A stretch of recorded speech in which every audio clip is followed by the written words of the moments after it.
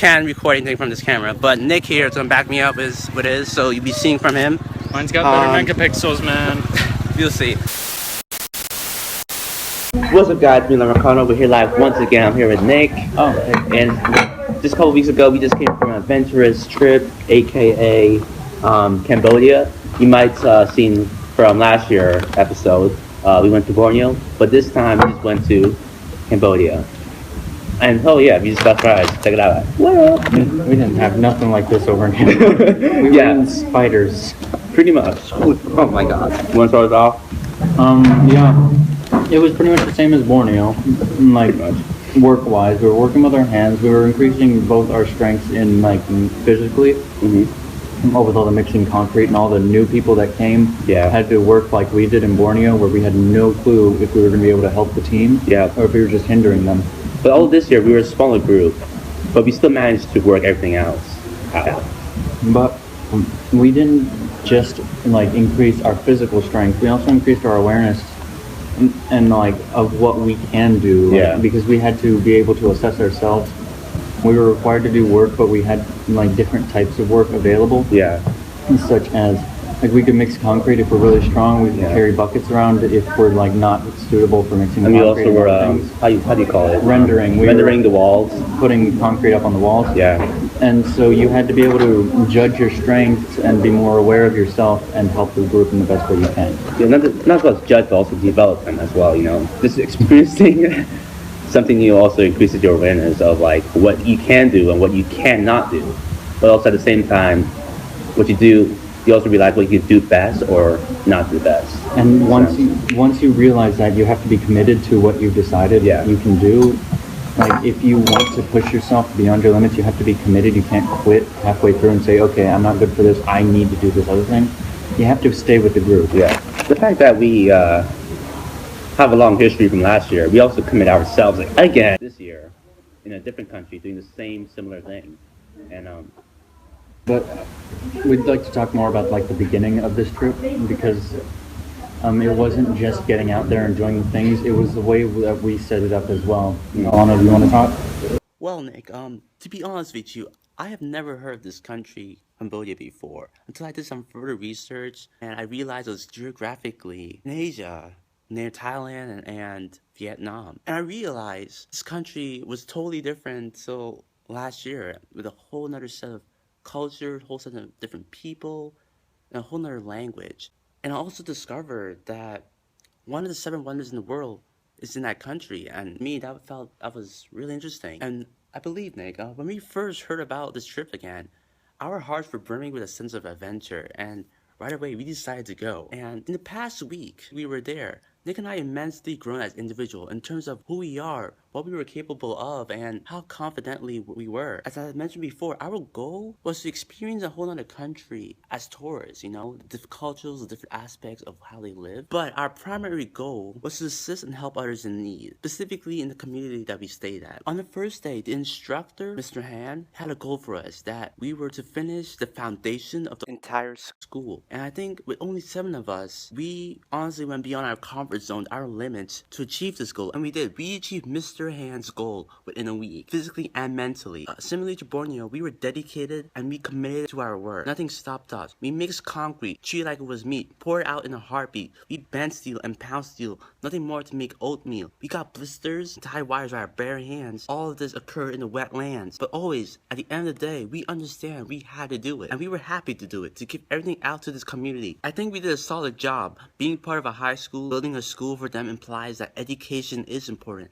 And it is. These communities deserve to have an education for the young ones and the older ones. I saw on their school wall that there's a famous quote by Mandela stating that education is the most powerful weapon which can use to change the world. And that is so true. It feels greatly amazing for having the privilege to partake in this opportunity and assisting in spreading education globally. Making a small difference can mean a lot of things. So right back to you, Nick. We spent quite a bit of time with Mr. A, you know, judging what we were going to do, what Camps International, the program we were working with, what Camps International wanted us to do, and how we were going to get that done, while at the same time learning as much as we can about the culture of Cambodia itself and the history, the Khmer Rouge, and all of that.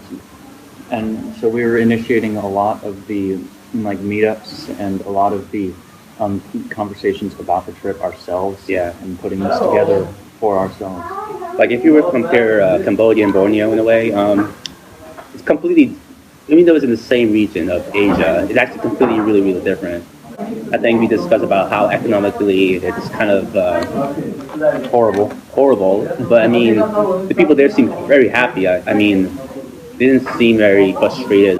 80% of the population is below the poverty line. Yeah. But no one's mad about that because it's the norm, and they don't really they don't need wealth to be happy. They find that they're really happy and they welcome us in. You know. Yeah. Even though we're foreigners, but like, yeah, it's really, really interesting.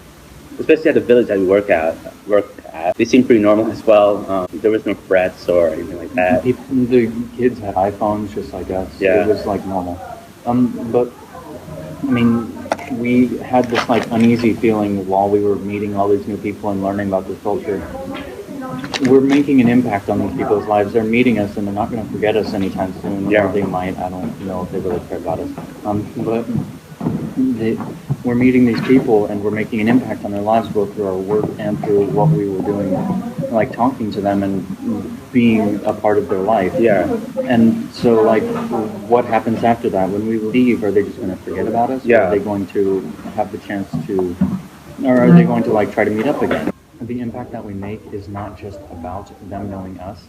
It's about their life in the future. They will know more foreign people, so they'll know how life in America, in Trinidad, UK, all of our different nationalities, what the people are like over there, as well as they will have an increased ability to learn because of the English classroom we were constructing, and you should see pictures at some point. English classroom we were constructing and different teacher accommodations. And that's the place. And so what we've been working on is going to affect them in the future, long past when we're there. You know, Camps International groups are going to come back, and they're there right now continuing to work on it. So our groups, the groups in the future are going to finish that, and they will have those lessons that they learned from us and from the buildings. Hopefully we hear the progress of that combination happening, but also it applies to the golden rule that we help them and they help us, because I think they taught us many things, you know, and also they taught us their language. What's it called again? Khmer, and we learned a few phrases like "susudai" is hello, and so sorry. Yeah. And depending on how you place your hand on your head, it means different things. Hello, sir. Hey, goodbye. Then, goodbye. How are you?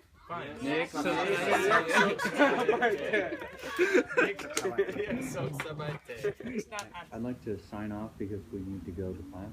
To sign off saying that that's not the golden rule, but that's an important rule as well. That is the golden rule. No, it's not, but we will debate that off camera. Until next time. Peace. It's not the golden rule. Saturday morning, jumped out of bed and put on my best suit. Got in my car, raced like a jet all the way to you.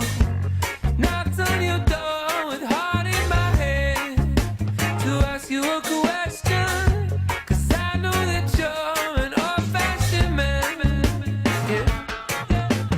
Can I have your daughter for the rest of my life? Say yes, 'cause I need to know. You say I'll never get your blessing till the day I die. Tough luck, my friend, but the answer is no.